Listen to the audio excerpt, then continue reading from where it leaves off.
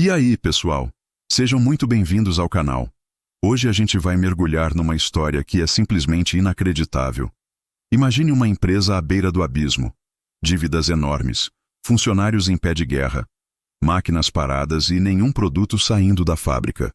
Zero vendas, zero esperança. Agora, respire fundo e imagine essa mesma empresa, anos depois, se transformando num símbolo global de excelência, eficiência e inovação. Parece enredo de filme, né? Mas essa história é real. Aconteceu com uma das maiores montadoras do planeta. E tudo começou exatamente no momento em que ela quase deixou de existir. Sim, estou falando da Toyota.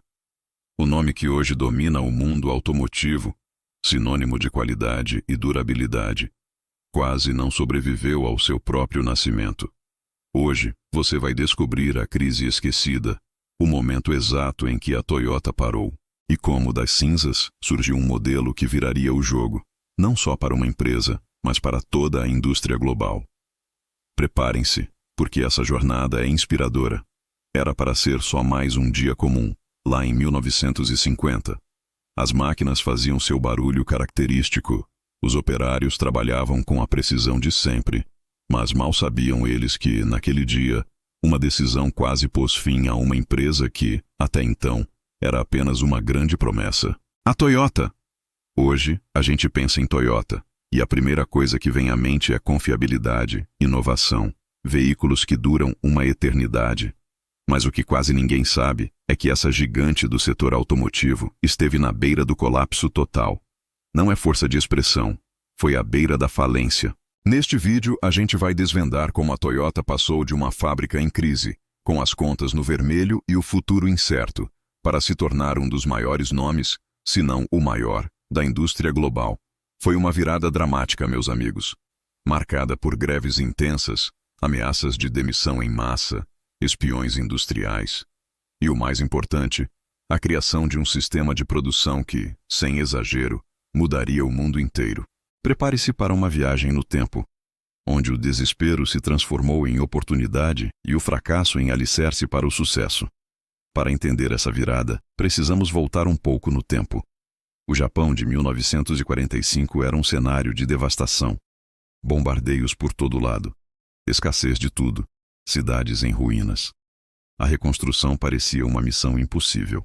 E foi nesse cenário caótico e desafiador que a Toyota, que até então produzia teares e caminhões militares, tentou se reinventar como montadora de automóveis civis. Mas a realidade era dura, o mercado interno era fraco, a inflação galopava sem parar, e a empresa mal conseguia pagar seus funcionários. As coisas estavam apertando, e muito.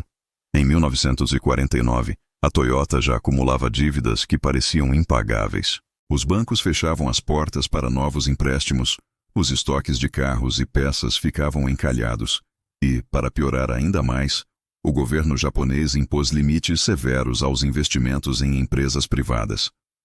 A situação era de sufoco total.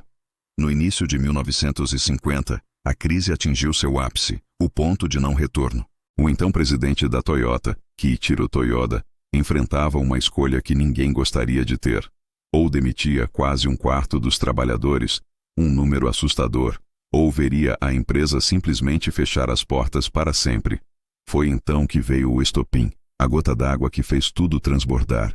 Uma carta, simples, curta, direta.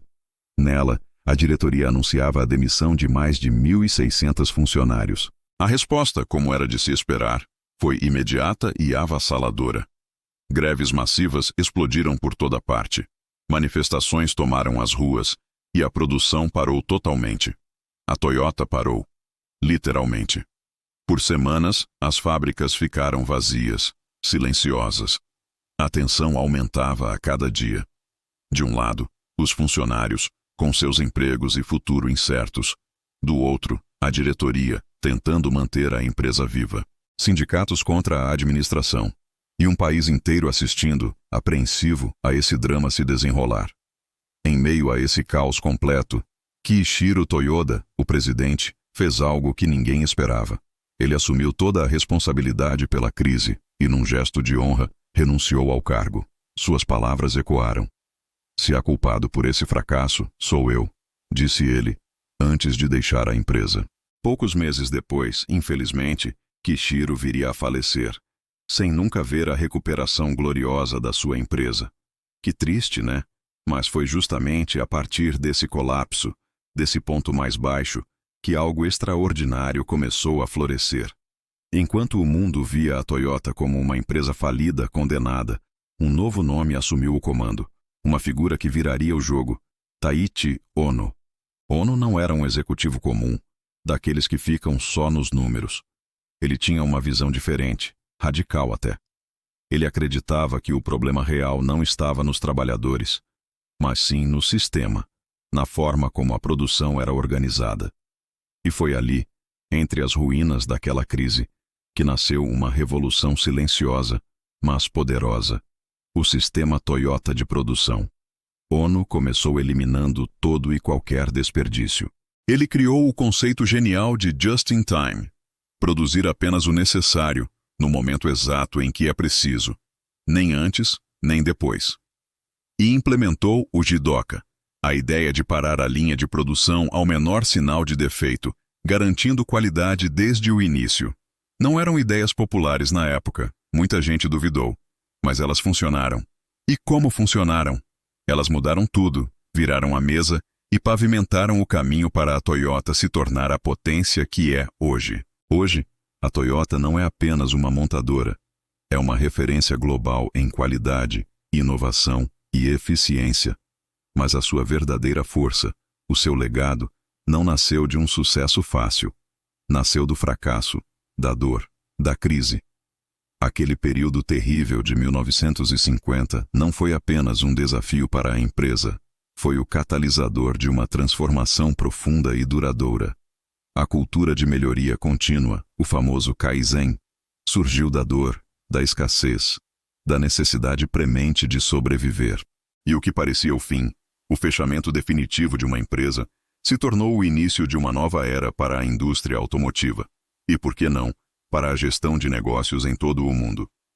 Décadas depois, empresas gigantes como a GM e a Boeing, e muitas outras de diversos setores, tentariam copiar o modelo Toyota. Mas poucos, muito poucos, realmente entenderam o segredo. Não era só um método, um conjunto de técnicas. Era uma filosofia, uma forma de pensar, de abordar os problemas, de valorizar as pessoas e a qualidade. E tudo, absolutamente tudo, começou quando a Toyota parou.